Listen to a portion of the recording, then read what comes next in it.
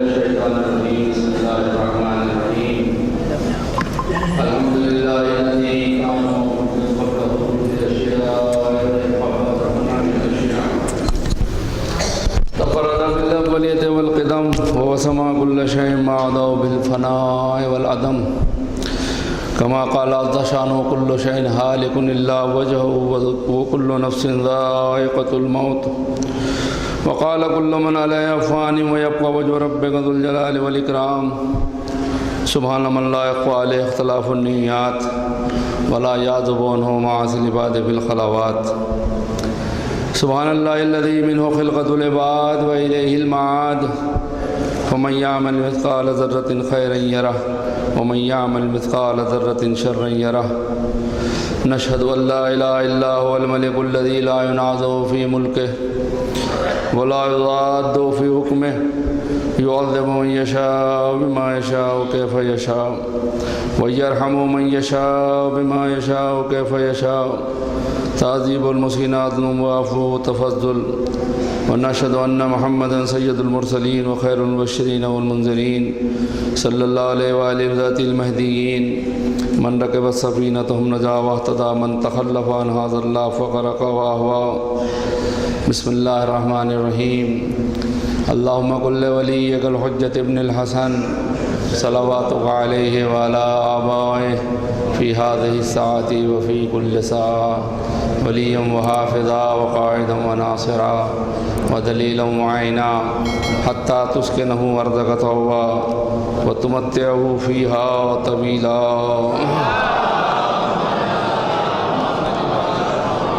اوصيكم عباد الله ونفسي تقوى الله اعوذ بالله من الشيطان الرجيم بسم الله الرحمن الرحيم كنتم خير أمة أخرجت للناس تأمرون بالمعروف وتنهون عن المنکر وتؤمنون بالله بندگان خدا نصیحت اور وصیحت کی جاتی ہے تقوی اور پرہیزگاری کی اور یہ نصیحت اس لیے ہے کہ اللہ متقین ہی سے ان کے اعمال کو قبول کرتا ہے انما یتقبل اللہ من المتقین بے شک اللہ متقین سے ہی اعمال کو قبول کرتا ہے تو اگر ہمیں اپنے اعمال قبول کرانے ہیں تو تقوی اور پرہیزگاری اختیار کرنا ہی پڑے گی ایک کتاب مطالعے میں آئی کتاب کا نام ہے مجدد شریعت غفرہ مآب علیہ الرحمہ اور ان کے 5 مجتہد فرزند اس میں 5ویں نمبر کے فرزند ہیں جناب علین مکان سید العلماء سید حسین صاحب ان کے حالات میں دیکھ رہا تھا کہ ان کی ولادت امام حسین علیہ السلام کی بشارت کے مطابق ہوئی تھی فرمایا کہ ایک بیٹے کا نام میرے نام پہ کیوں نہیں رکھا تو پھر وہ یہ پیدا ہوئے تو نام سب سے چھوٹے بیٹے تھے اور حسین نام رکھا گیا 14 ربیع الثانی 1211 ہجری کو آپ کی ولادت یہی لکھنؤ میں ہوئی تھی اور خورشید کمال سے مادہ تاریخ نکلتا ہے سن تاریخ ولادت کا ان کے بارے میں لکھا ہے مورخ نے کہ آپ ہمیشہ تدریس علوم تصنیف کتب مواعظ دستخط مسائل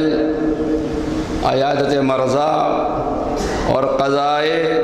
حوائج محتاجین و مساکین میں مشغول رہتے تھے یہ اردو ہے مگر اس کا بھی ترجمہ کرنا پڑے گا کہ اس کا مطلب کیا ہے بعض لوگوں کے ذہنوں میں یہ بات بھی نہیں پہنچی ہو یعنی آپ ہمیشہ دینی کام میں ہی منہمک رہتے تھے اور اس کے علاوہ کبھی پڑھا رہے ہیں کبھی کتابیں لکھ رہے ہیں کبھی وعظ فرما رہے ہیں کبھی مسائل کے جو خط آتے تھے ان پہ دستخط کر رہے ہیں لکھ رہے ہیں ان کو مریضوں کی عیادت کرنے جاتے تھے اور جو محتاج اور مساکین آتے تھے ان سب کی مدد اور کفالت بھی فرماتے تھے۔ یہ آپ کا روٹیشن تھا روزانہ کا، اسی میں آپ مشغول رہتے۔ تو آپ نے بہت سی 23 کتابیں لکھی ہیں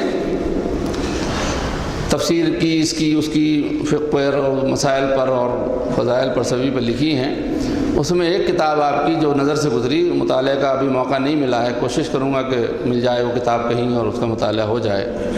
تو ہو سکتا ہے کہ اس میں کچھ باتیں ہوں جو تو آپ نے من جملہ کتابوں میں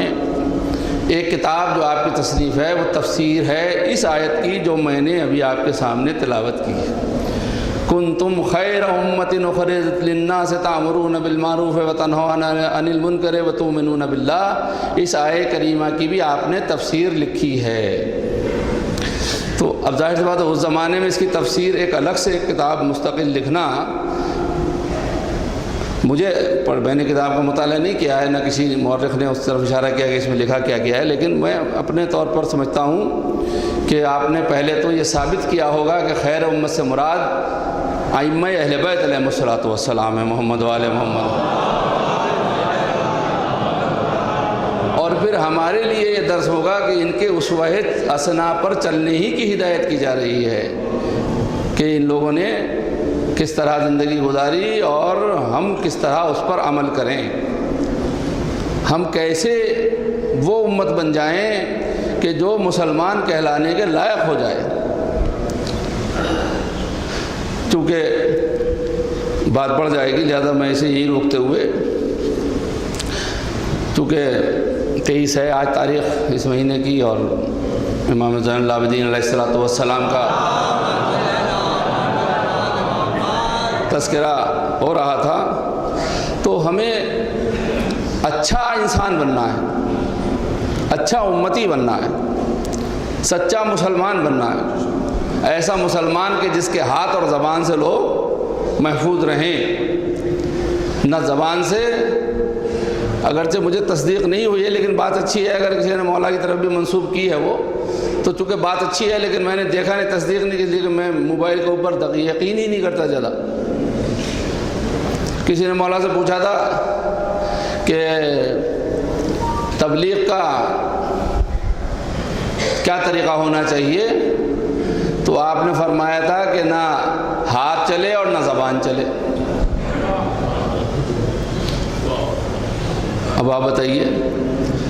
کیسے تبلیغ ہوگی؟ نہ ہاتھ ہی چلے اور نہ تلوار ہی چلے اور نہ زبان ہی، یہ تبلیغ کا بہترین طریقہ ہے۔ یعنی ہمارا کردار اور ہمارا عمل ہی ایسا ہو جائے کہ خود بخود تبلیغ کرنے لگے کہ یہ اسلام ہے، یہ مسلمان۔ تو کیسے بنے گا؟ کب ہوگا وہ؟ جب ہم کوشش کریں اس بات کی کہ ہمیں کیا کرنا چاہیے اور کیا کرنا نہیں چاہیے۔ صحیفہ کاملہ کی 8ویں نمبر کی دعا ہے،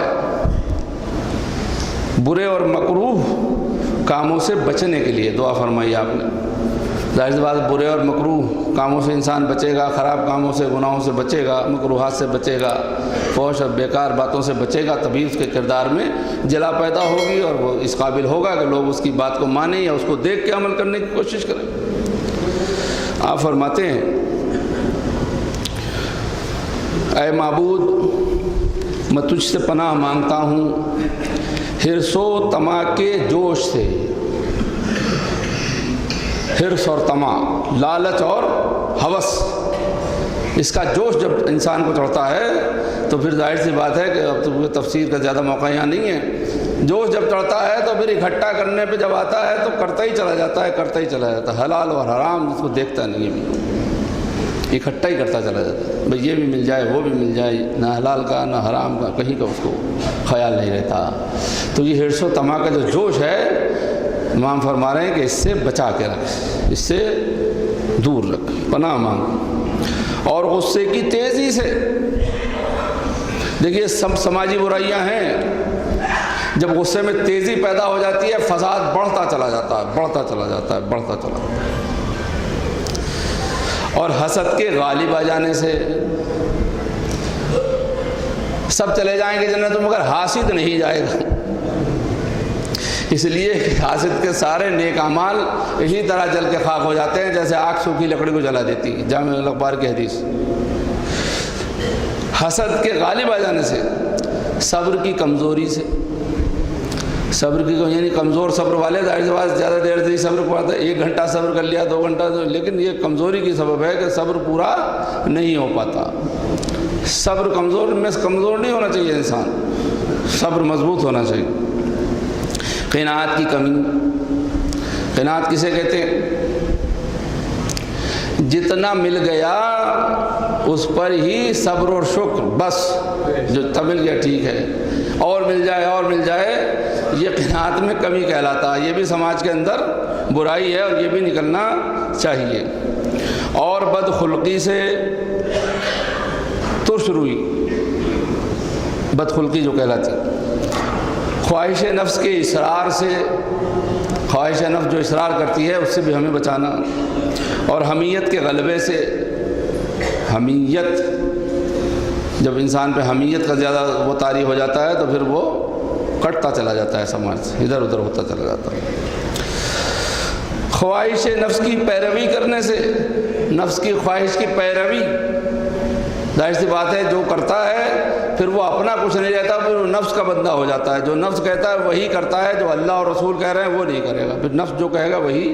کرے گا، اس لیے کہ وہ اس کا پیروکار ہو گیا۔ اور راہ ہدایت کی مخالفت سے، راہ ہدایت جو ہے اس کی جو مخالفت کرے گا، ایک رستہ جاتا ہے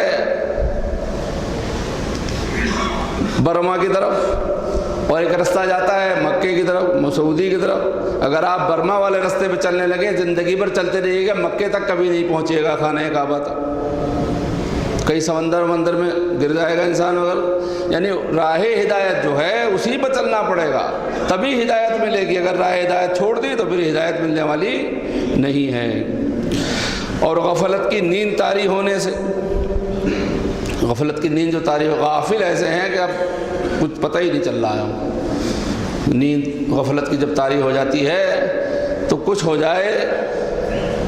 آسمان زمین سے ٹکرا جائے یا زمین آسمان سے، ہمیں کچھ پتہ ہی نہیں، ہم تو غافل ہیں، ہمیں کچھ پتہ ہی نہیں ہے۔ کتنے لوگ ایسے ہیں کہ کتنی باتیں جب ان کے سامنے ذکر ہوتا ہے ہمیں تو پتہ ہی نہیں اس کا، کل جو ہوا ہے اس کا آج پتہ نہیں لوگوں کو کیا ہے معاملہ۔ یہ بھی سماج کے اندر برائی ہے۔ اور تکلیف برداشت کرنے سے، ذرا سی تکلیف بھی برداشت نہیں ہوتی۔ اور باطل کو حق پر ترجیح دینے سے، یعنی باطل کی تو گنگان کر رہے ہیں، میں ہندی غلط استعمال کروں، اور حق کی طرفدار میں ایک بات کہنے کو تیار نہیں ہے، تو باطل کو ترجیح دے رہے ہیں حق کے اوپر، یہ بھی نہیں ہونا چاہیے۔ اور گناہوں پر اصرار کرنے سے، گناہوں پر اصرار بھی نہیں ہونا چاہیے۔ اور معصیت کو سبک سمجھنے سے، گناہ کو ہلکا سمجھنے سے، پناہ مانگتا ہوں اللہ سے۔ اور محتاجوں کو حقیر سمجھنے سے، جو محتاج ہیں انہیں حقیر سمجھیں۔ اور اپنے زیر دست لوگوں سے بری طرح پیش آنے سے، جو نوکر چاکر ہیں، ملازم ہیں، ان سے بری طرح پیش آنے سے بھی پناہ چاہیے، اللہ سے پناہ مانگے انسان، یہ بھی برائی ہے۔ اور جو ہمارے ساتھ نیکی کرے اس کا شکر ادا نہ کرنے سے، کسی نے احسان کیا ہے، ہمارے ساتھ نیکی کی ہے تو ہم اس کا شکریہ ادا ہی نہیں کرتے، یہ بھی برائی ہے۔ اور ہم تجھ سے اس چیز سے بھی پناہ مانگتے ہیں کہ ظالم کی مدد کریں یا مظلوم کا ساتھ نہ دیں۔ عام طور سے یہ بات دیکھی جاتی ہے کہ ظالم کا ساتھ دینے میں لوگ خوش ہوتے ہیں کہ اس لیے ہمارا کام کرے گا، ہمارا ساتھ دے گا، ہماری طرفداری کرے گا، اور مظلوم کا ساتھ نہیں دیتے اس لیے کہ مظلوم بیچارہ ہمارا ساتھ نہیں دے پائے گا، ہماری مدد نہیں کر پائے گا۔ تو نتیجہ یہ ہے کہ یہ بھی برائی ہے کہ ظالم کا تو ساتھ دیں اور مظلوم کا ساتھ نہ دیں۔ پھر فرماتے ہیں اور ایسے امر کا قصد کریں جو ہمارے لیے مناسب نہیں ہے، جو کام ہمارے لیے مناسب نہیں اس کا قصد کریں،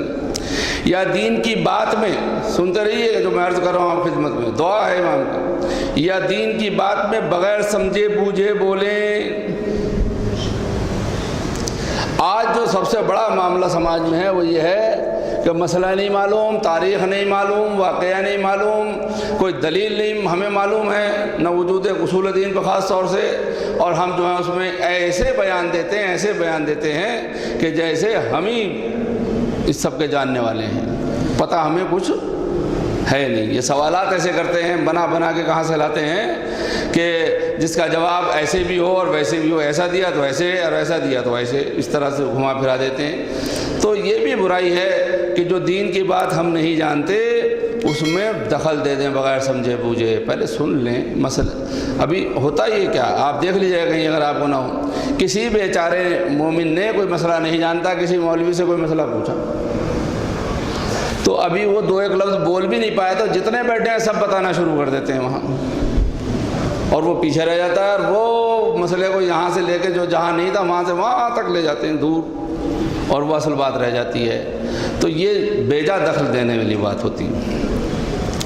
اور اس بات سے بھی تجھ سے پناہ مانگتے ہیں کہ کسی کی نسبت برا خیال دل میں رکھیں. کسی کی نسبت برا خیال بھی رکھنا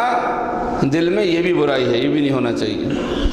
یا اپنے اعمال خیر پر غرور کریں, اس سے بھی برائی پیدا ہوتی ہے, یہ بھی بری بات ہے. اس سے بھی بچنا چاہیے انسان کو کہ اپنے نیک اعمال پہ غرور کر رہا ہے, میں نے اتنی نمازیں پڑھی, میں نے اتنے روزے رکھے, میں نے اتنی خیرات کی, میں نے اتنی صلہ رحمی کی, میں ہر وقت باوضو رہتا ہوں, اب میں کسی سے مسافہ بھی کرنے میں کترا رہا ہوں مثلا. اب میں اتنا غرور نہیں ہونا چاہیے اعمال خیر پہ. اپنے اعمال خیر ہیں تو یہ غرور کرنے کے نہیں ہیں, یہ انکسار کے لیے ہیں کہ اللہ ہمارے ان اعمال کو قبول کر لے. اور دنیا کی آرزوؤں حسرتوں میں اپنی عمر کاٹ دیں. ایسا بھی نہیں ہونا چاہیے کہ دنیا کی آرزوؤں اور اس میں اپنی عمر کو کاٹ دیں, ساری عمر دنیا کی آرزوؤں اور حسرتوں میں گزر جائے, آخرت کا کہیں خیال بھی نہ آئے. ایسا بھی نہیں ہونا چاہیے. اور اس بات سے, اور ہم تجھ سے پناہ مانگتے ہیں باطن کی برائی سے, جو اندر برائی ہے اس سے ہی پناہ چاہتے ہیں. اندر کی برائی جو ہے وہ باہر کی بھی اچھائیوں کو بھی اچھا نہیں رہنے دیتی, اور گناہ کو حقیر سمجھنے سے, گناہ کو حقیر بھی نہیں سمجھنا چاہیے. اور اس بات سے کہ شیطان ہم پر مسلط ہو جائے, شیطان کو بھی ہم پر مسلط, اپنے پہ مسلط نہیں ہونے دینا چاہیے. یا یہ کہ زمانہ ہم سے منحرف ہو جائے, زمانہ بھی ہم سے منحرف نہیں ہونا چاہیے. یا بادشاہ ہم پر ظلم کرے اور ہم تجھ سے التجا کرتے ہیں کہ تو ہمیں فضول خرچی سے محفوظ رکھ. فضول خرچی بھی ایک برائی ہے, اس سے بھی ہمیں محفوظ رہنا چاہیے. 1-2 روٹی, پھر لوگ کہیں گے دیکھیے ہمارا کھانا بھی کم کیے دے رہے ہیں آج, 2 روٹی سے پیٹ بھر جاتا ہے, تھوڑے چاول اس کے ساتھ ہو جاتے ہیں. 1 دال سے روٹی بھی کھائی جا سکتی, چاول بھی کھائے جا سکتے ہیں.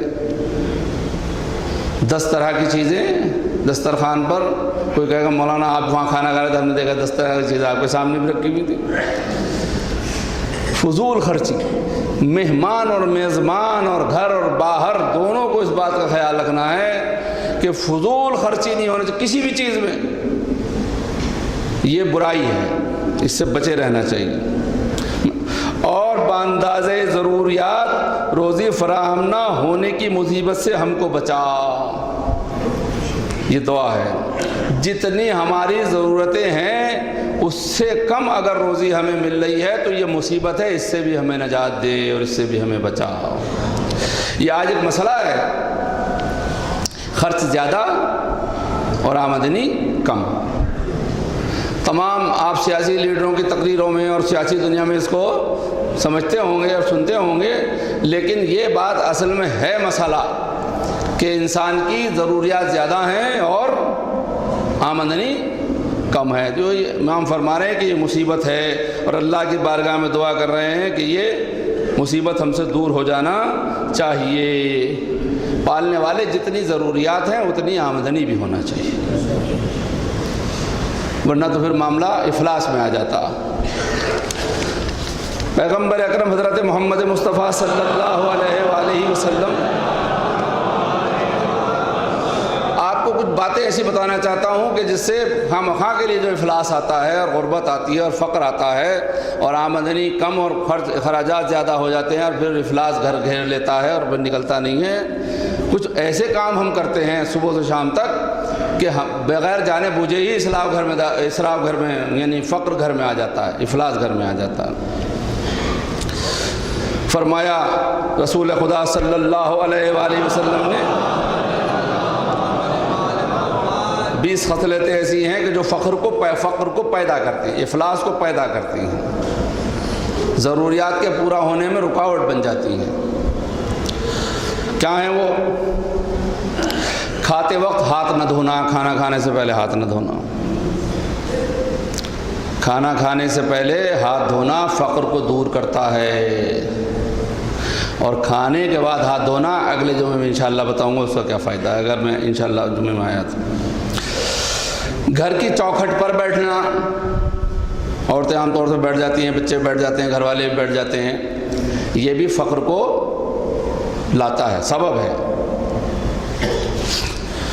رات کو کپڑے سے جھاڑو دینا، یہ عام بات ہے، کپڑا اٹھایا، کوئی چادر اٹھایا، بستر کو جھاڑنے لگے، صحن فرش کے اوپر، اس سے دیواروں پہ یا کہیں اور، عام طور سے کپڑا، کوئی چادر، کوئی اور چیز یا کپڑا لگی ہوئی وہ ہوتی ہے، اس سے جھاڑ دیتے ہیں لوگ۔ تو یہ بھی رات میں اگر کوئی کپڑے سے فرش جھاڑ رہا ہے تو یہ بھی سبب ہو جاتا ہے فقر کے آنے کا۔ دامن یا آستین سے دھوئے ہوئے اعضاء کو خشک کرنا، مثلا یہ ہاتھ دھویا ہم نے اور دامن سے پوچھ لیا، ایسے منہ دھویا ہے اور دامن سے پوچھا یا آستین سے پوچھ لیا، یہ بھی فقر آنے کا سبب ہے، یعنی افلاس، غربت، یہ بھی اس کے آنے کا سبب ہے۔ پیالے اور برتن بغیر دھوئے ہوئے رکھنا، رات کو کھانا کھایا اور برتن یوں ہی رکھ دی، اس سے بھی افلاس آتا ہے۔ اور یہ سب سنائیے گا جا کر اور دیکھیے گا آپ کو نیا اگر ہو رہا ہے کہ سینگ میں برتن بھرے پڑے ہیں رات کے اور صبح کو دھل رہے ہیں، یہ سب افلاس، غربت آنے کا سبب ہے۔ حدیث حوالہ سب میرے پاس یہاں رکھا ہوا ہے، جسے پوچھنا ہو پوچھ سکتا، اور اس لیے بیان کر رہا ہوں کہ اچھا معاشرہ بنانا ہے، اچھا معاشرہ بنانا ہے۔ اچھا معاشرہ جب ہی بنے گا کہ جب آمدنی اور خرچ برابر ہو جائیں گے، توازن برابر ہو جائے گا، ورنہ اب آئندہ کوئی اپیل بھی کرے گا غربا کو دینے کے لیے تو کوئی دینے کو تیار نہ ہوگا، ہوں گے جبھی لوگ، جبھی تو دیں گے، جب نہ ہوں گے تو کہاں سے دیں گے۔ پانی کے برتن بغیر منہ ڈھکے رکھنا، اس سے بھی فقر آتا۔ مکڑی کے جالے کو گھر سے دور نہ کرنا، یہ مسجدوں میں جو غربت دکھ رہی ہے اسی وجہ سے دکھ رہی ہے کہ جالے لگے ہوئے کئی سو سال سے، ان میں چھوٹتے نہیں ہیں۔ زیادہ مکڑی گھر میں لگے ہوں تو کیا عالم ہوگا؟ یہاں سے کم یہی ہوگا کہ نمازی کم ہوں گے، گھروں میں پیسہ کم ہوگا، آمد کم ہوگی، فقر ہوگا اس میں۔ نماز کو ذلیل سمجھنا، یہ بھی افلاس کا سبب ہے، غربت کا سبب ہے۔ مسجد سے نکلنے میں جلدی کرنا، یہ ایک موضوع عام ہے یہاں کے، مسجد سے نکلنے میں کچھ لوگ بہت جلدی کرتے ہیں، میرا روح سخن ان کی طرف نہیں ہے، لیکن اس افلاس کا سبب، غربت کا سبب، آمدنی کم اور خرچ زیادہ، توازن کا برابر نہ ہونے کا سبب یہ بھی ہے کہ کچھ لوگ مسجد میں یا تو آتے ہی نہیں، اور جو آتے ہیں وہ جلدی نکل کے بھاگنا چاہتے ہیں، یہ بھی سبب ہے۔ ٹھہر کے اطمینان سے، کوئی جلدی نہ ہو ایسی، یہ دیکھے کہ میں سب سے پہلے نکلنے والا نہ ہوں، انتظار کرے، رکے، ملے لوگوں سے، یا نمازیں پڑھے اور عبادتیں کرے اور اس کے اندر مشغول رہے۔ ایک بات اور، الصبا، بازار جانا اور عشاء کے بعد لوٹنا، لوگ صبح ہی چلے جاتے ہیں اور رات کو آتے ہیں عشاء کے بعد، یہ بھی فقر کا سبب ہے، افلاس کا سبب ہے، حدیث میں آیا، بیچ میں آ جانا چاہیے۔ فقراء سے احسان چاہنا کہ فقراء ہم پہ احسان کریں، فقراء پر احسان جتانا کہ ہم نے تم پہ یہ احسان کیا ہے۔ اور ایک بات بہت اہم ہے جس سے فقر آتا ہے، اولاد پر لعن کرنا، غصے میں اولاد کو برا بھلا کہتے ہیں،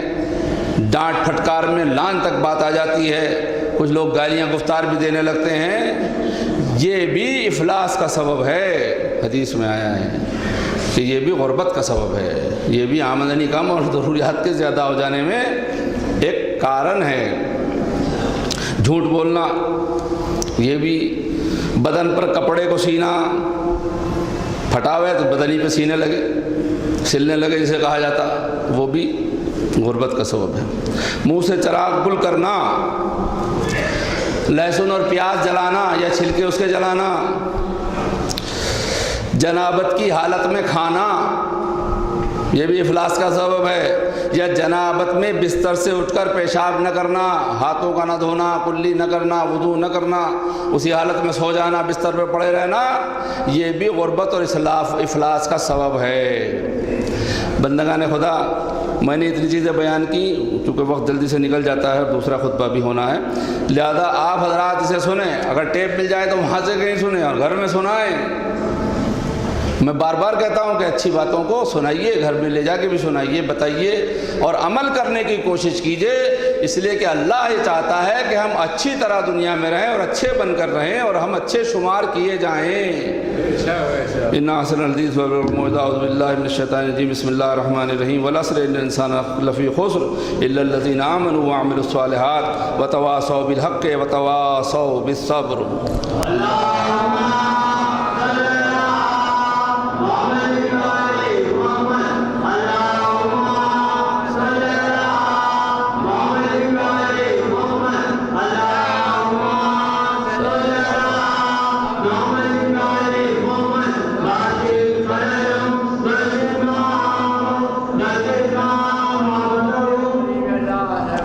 اعوذ باللہ من الشیطان الرجیم، بسم اللہ الرحمن الرحیم، الحمد للہ الذی لا الہ الا هو الحلیم الکریم، غافر الذنب وقابل التوب وهو الغفور الرحیم،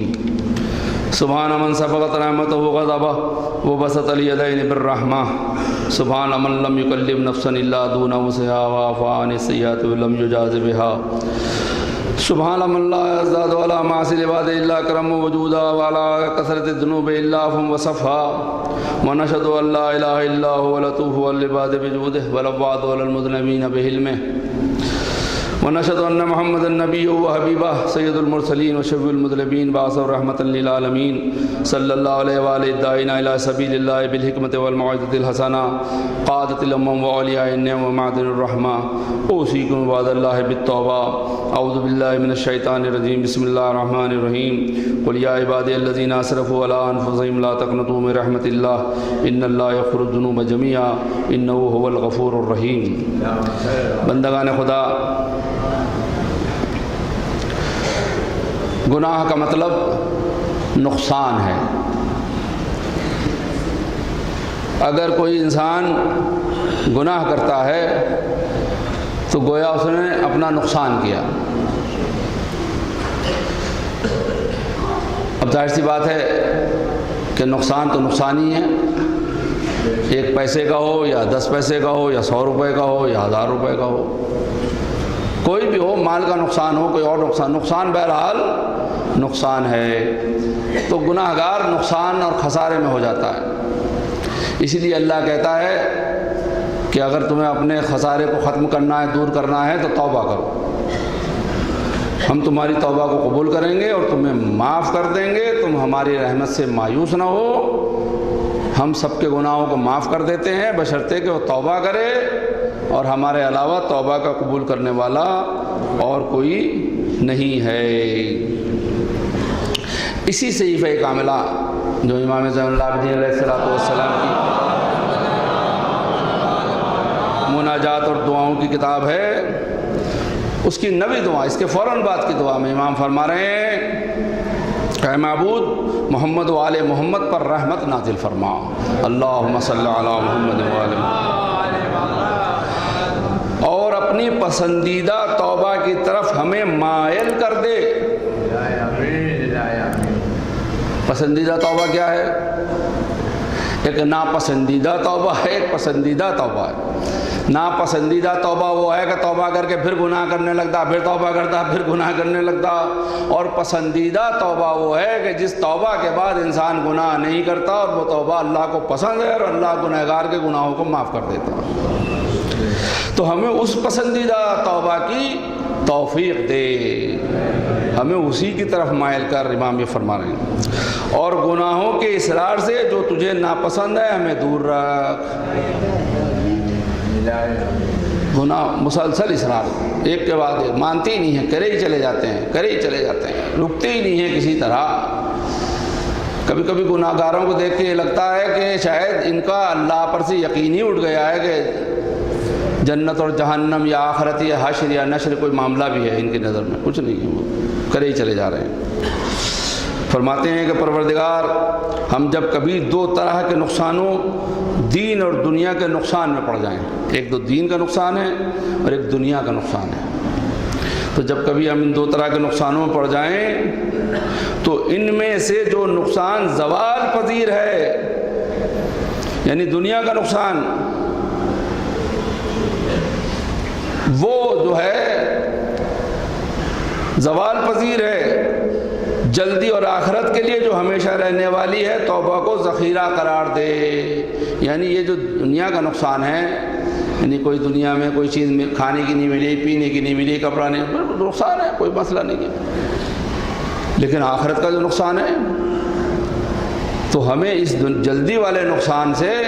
بھلے ہی ہے کہ ٹھیک ہے یہاں، مگر وہ آخرت کا جو حتمی نقصان ہے، دائمی نقصان ہے، اس سے ہمیں بچا لے، توبہ کو ذخیرہ قرار دے۔ اور جب کبھی ہم ایسے دو کاموں کا ارادہ کریں کہ ایک ان میں سے تیری خوشنودی کا باعث ہو اور دوسرا تجھ کو ہم سے ناراض کرنے والا ہو، تو ہمیں اس کام کی طرف موڑ دے جو تجھ کو خوش کرنے والا ہے، اور برے ارادوں کے بجا لانے سے ہمیں کمزور کر دے، اور ایسے وقت ہم کو ہمارے حال پر نہ چھوڑ، اس لیے کہ نفس خبیث باطل ہی کی طرف مائل ہوتا ہے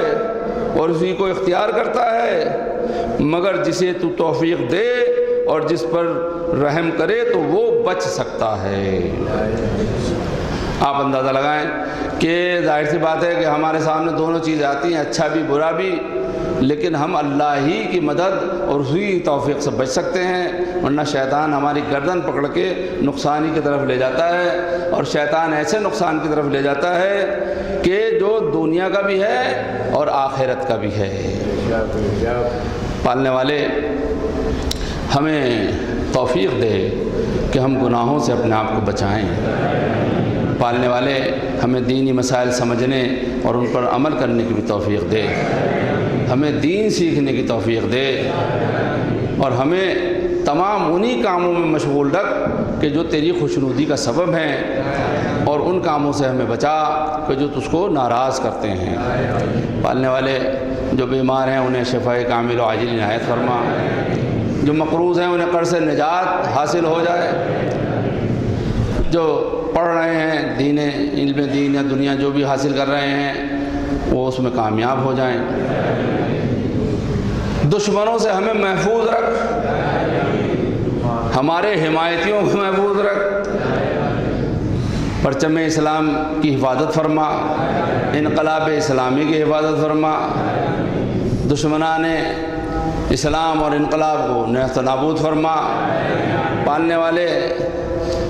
ہماری دعا ہے کہ ہمارے علماء حق جو ہیں ان کا سایہ ہمارے سروں پر برقرار رکھ، ان کو صحت دے،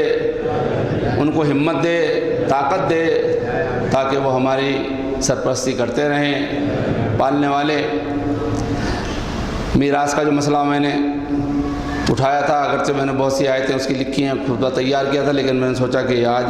اگلی تاریخ جو آئے گی چونکہ قریب ہوگی وفات کی تاریخ، شہزادی کی شہادت کی تاریخ، اس لیے وراثت کا مسئلہ وہاں بیان کروں گا تاکہ اس میں کچھ اور باتیں بھی آ جائیں تو آپ کے ذہنوں میں موجود رہیں۔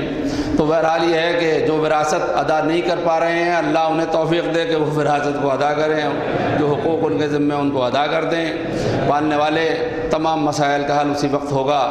مکمل کہ جب ہمارے امام پردہ غیب سے ظاہر ہوں گے۔ ہمارے امام کے ظہور میں تعجیل فرما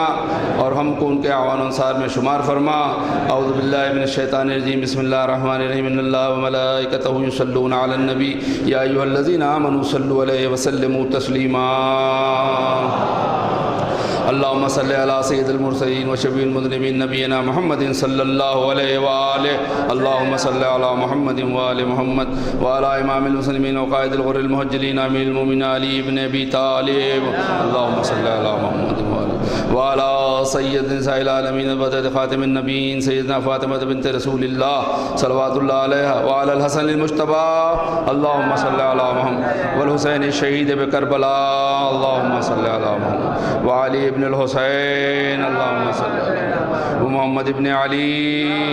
وجعفر ابن محمد وموسى ابن جعفر وعلي ابن موسى ومحمد ابن علي وعلي ابن محمد والحسن ابن علي عليهم الصلاة والسلام. اللهم صل على مولانا صاحب الزمان ما يا سارب بالطغيان هادم ابن الشرك والنفاق